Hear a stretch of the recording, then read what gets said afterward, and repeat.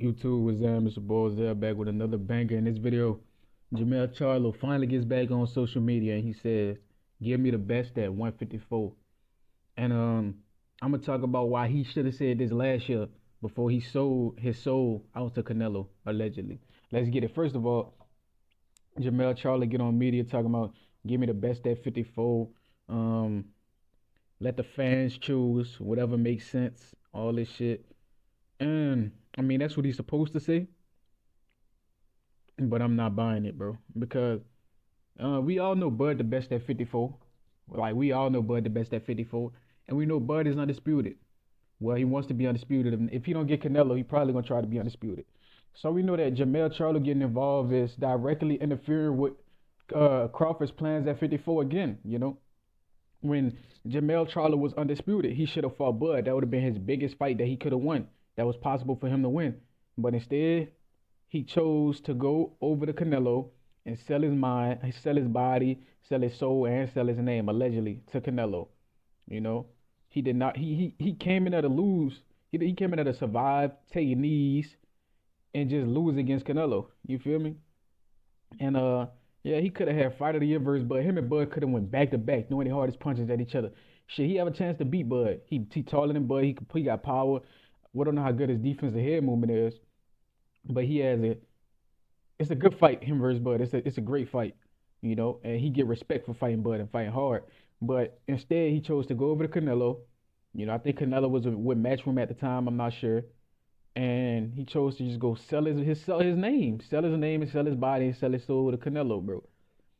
And how I know he did it, cause at the end of the fight, he started talking about, man, how many people said they survived against Canelo? He knocked motherfuckers out. He ain't knocking me out. I'm like, bro, you bragging about getting knocked out. You not getting knocked out. You came to lose.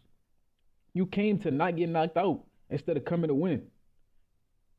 Bevo your size. Bevo and Jermell Charlo around the same size. The only difference is Bevo came to win.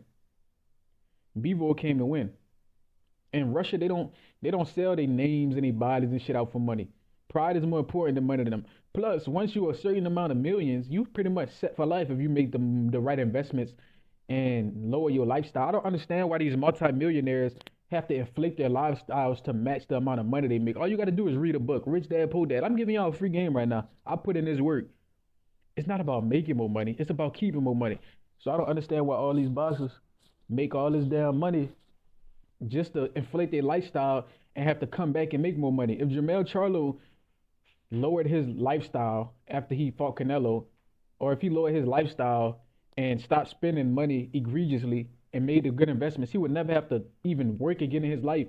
But instead, he probably went out, bought the most expensive clothes he could find, bought the most expensive chains he could find, probably was tricking off on females, um, got in illegal trouble. So he did a whole bunch of stupid shit. He could have fought Terrence Crawford.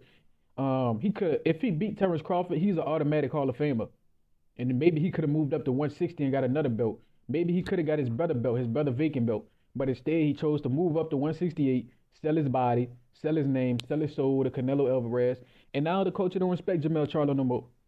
Now he coming back probably for a paycheck because he could have fought Terrence Crawford last year. He a year too late, bro. He should have said, "Give me the best at 54 last year." He should have told Crawford, "Come fight me last year." After he fought Errol, Bud should have fought Errol, then fought Jermell right after. But you know what Jermell did? Nah, Canelo, I'm gonna come see you. I'm gonna come see Mr. Mexican. I'm gonna go see El Mexicano and get my ass whooped and take a knee. Talking about you doing it for the culture. You ain't doing it for nothing. And I might sound hypercritical because Jermell Charlo pissed me off, bro. Watching that fight pissed me off. I'm like, what is he doing? Every time he opened up, he hurt Canelo, but he just never opened up. I don't know if he was handcuffed, if they told him he can't hurt Canelo or what. But that fight it was disgusting. I almost vomited watching that shit.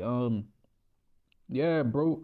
Um, if Canelo not off the hook, I'm gonna make a video about him later. Canelo is known for taking people fights and then he throwing rocks and then hiding his hand like he not doing it. First, David Benavidez lost his belts on the scale.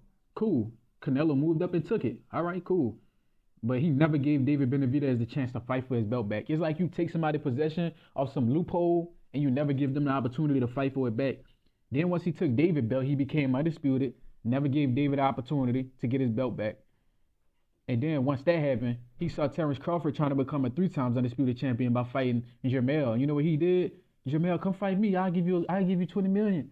You sell your body and mind and soul to me, allegedly, and name to me, allegedly.